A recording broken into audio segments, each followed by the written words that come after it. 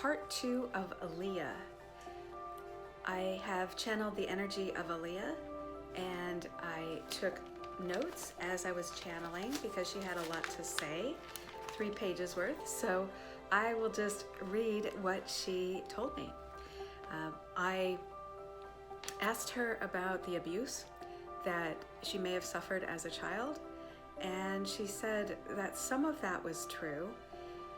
She said, and I'm just going to read what she told me, so it will be in the first person.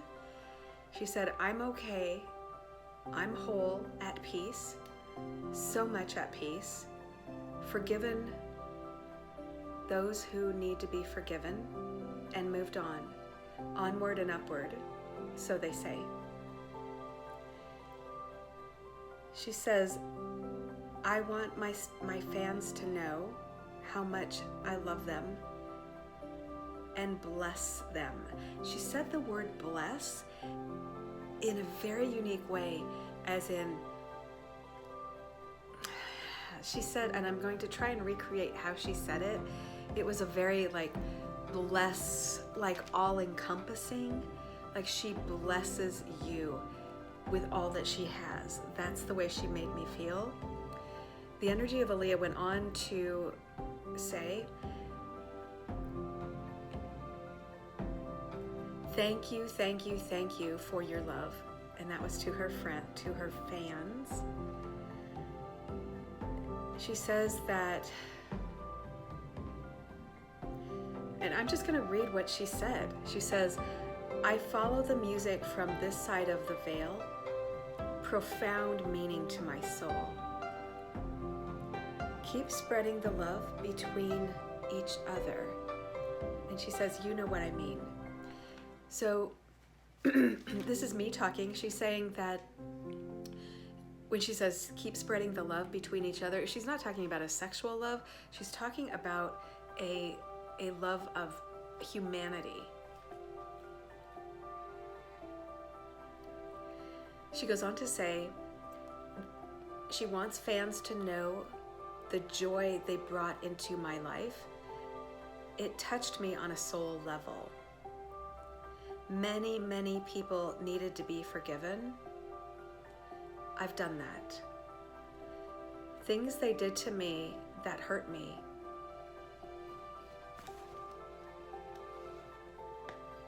Physically, mentally, manipulatively, and they maneuvered her. So this is me talking now. She's saying that she was maneuvered. She felt that she was maneuvered in her life and manipulated.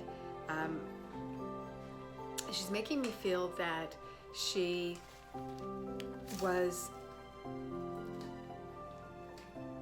given things to do in her life, the singing, and was told that this is what will happen, like you will sing, you will do this. And she's making me feel that for most of that time, okay, and she's saying, she's here, and she's saying that most of her life she was between a rock and a hard place. So she was told to do things and pardon me, she was told to do things, and that with her singing, and she felt that if she made the sacrifice to do things the way other people wanted it done, and she's not talking about the fans, she's talking about like her management, the people closest to her, that if she felt that if she did things the way they wanted, that then she would be given, she felt like on a human level that, hey, if I make this sacrifice and do things the way other people want, then I'll get to do what I want along the way. And she's saying that never happened.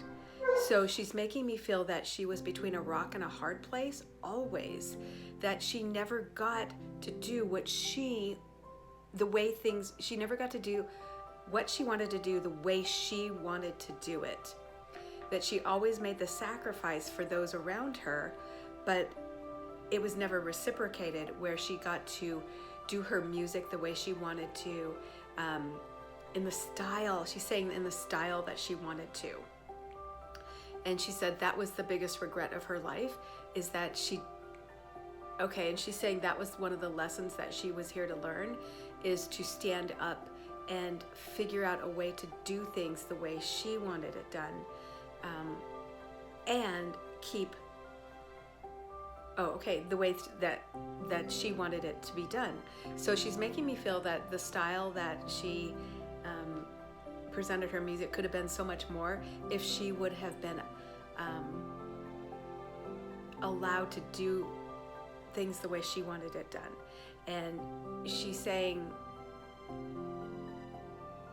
that she didn't know how to stand up and insist. And of course, this is me talking, when we're 15, 16, 17, when we're super young like that, we don't know how to insist that we be heard, and that we don't know the leverage that we have. That's what I'm saying. So Aaliyah's making me feel that things could have been different with her music had she been allowed or knew how to speak up and insist and use leverage to impose her style, and it would have had, she's saying that it would have had a greater impact. She made me feel that events, and that she was maneuvered, and events were maneuvered to make her react in a certain way. So she's making me feel that she was controlled a lot, and that events made her feel, events were presented to her in a certain way to get a certain reaction from her. So she's definitely making me feel that people knew her personality and knew that she would react a certain way if events played out a certain, or if it looked like events were presented to her in a certain way. Harsh treatment of her family by one that has passed. She said, "It broke my soul to see that happening." Another part of the conversation I had with her, the Energy of Aaliyah made me feel that there was a baby girl, and because she was holding, as I channeled her, she was holding a baby girl, a pink blanket with a baby girl, and she said, "Aaliyah 2, Aaliyah and the number 2. And she's just like beaming and like a proud mommy, and she's saying that her little girl was just like me in all the best ways. None of the brokenness. We're inseparable. She's my light." I feel that on the other side of the veil, which is what we call, we have the physical world here and the other side. And she's with her daughter on the other side. She's holding her little girl, and she said that she's my light. We're inseparable. And she's just like me in all the best ways, and none of the brokenness.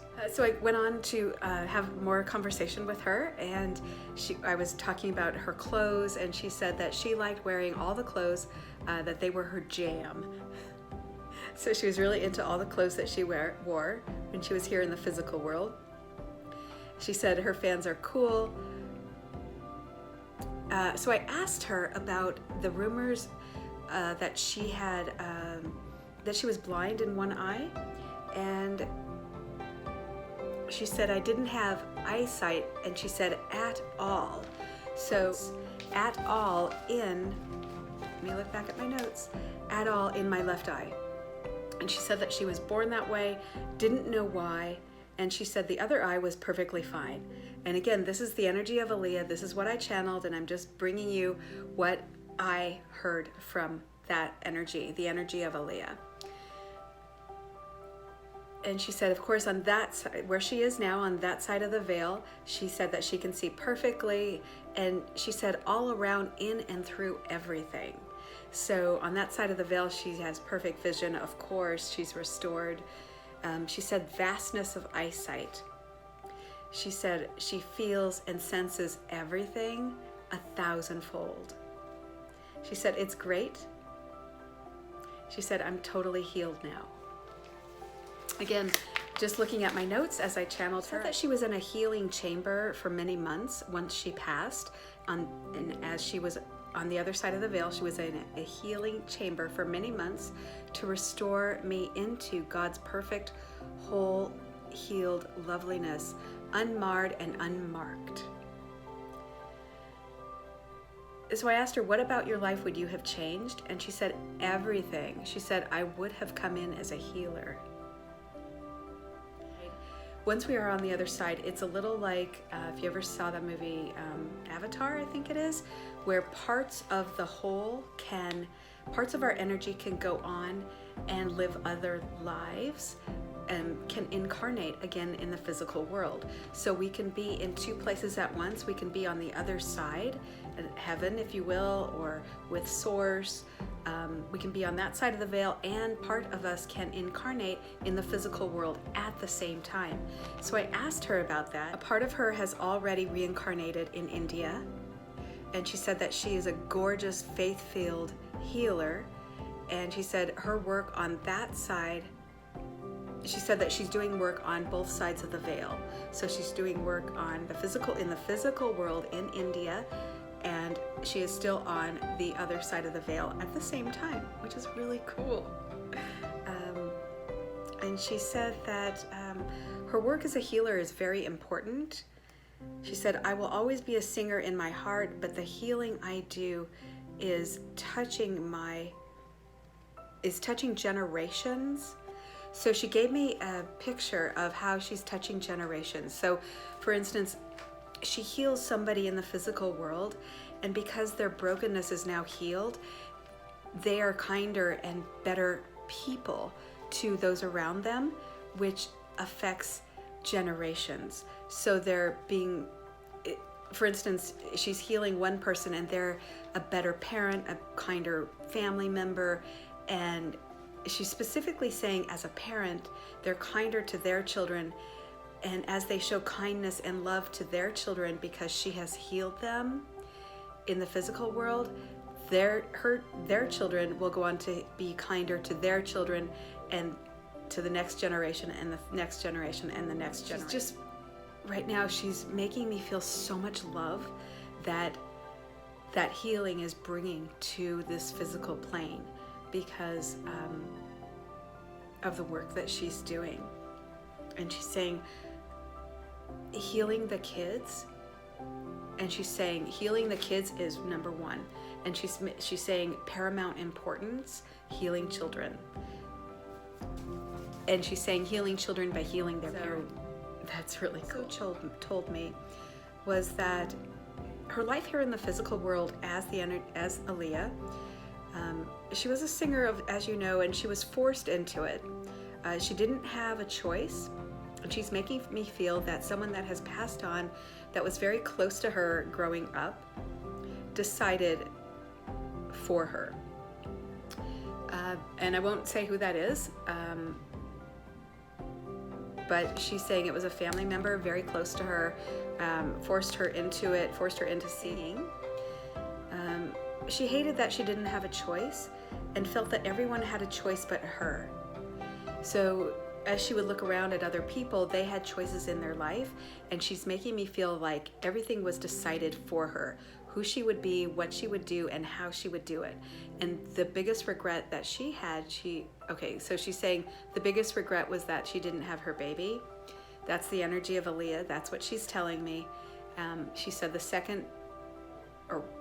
she's saying one of the other regrets was that she didn't know how to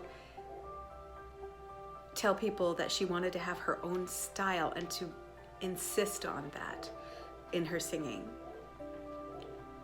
She said that made her very angry, and what made her angry was why couldn't she have a choice in her music and how she performed it and the style that she wanted to use?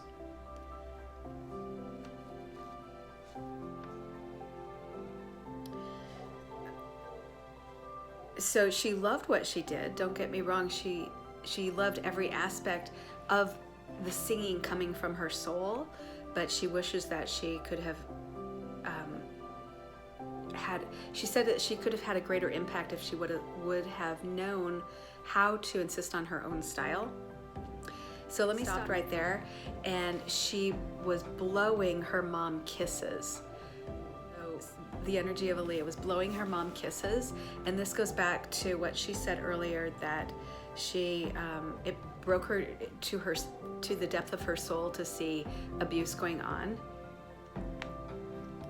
and I'm going to say at home. So it broke her to her soul to see it going on. She's making me feel like it was directed not just at her, but at her mom. So that's what I'm getting. I'm just the conduit. I'm channeling the energy of Aaliyah. So she is blowing her mom many, many kisses. Again, back to the music. She wanted to perform the music the way she wanted to perform it. And she's saying, why didn't I have a choice? And she said the word mule, and then she said the word lamb.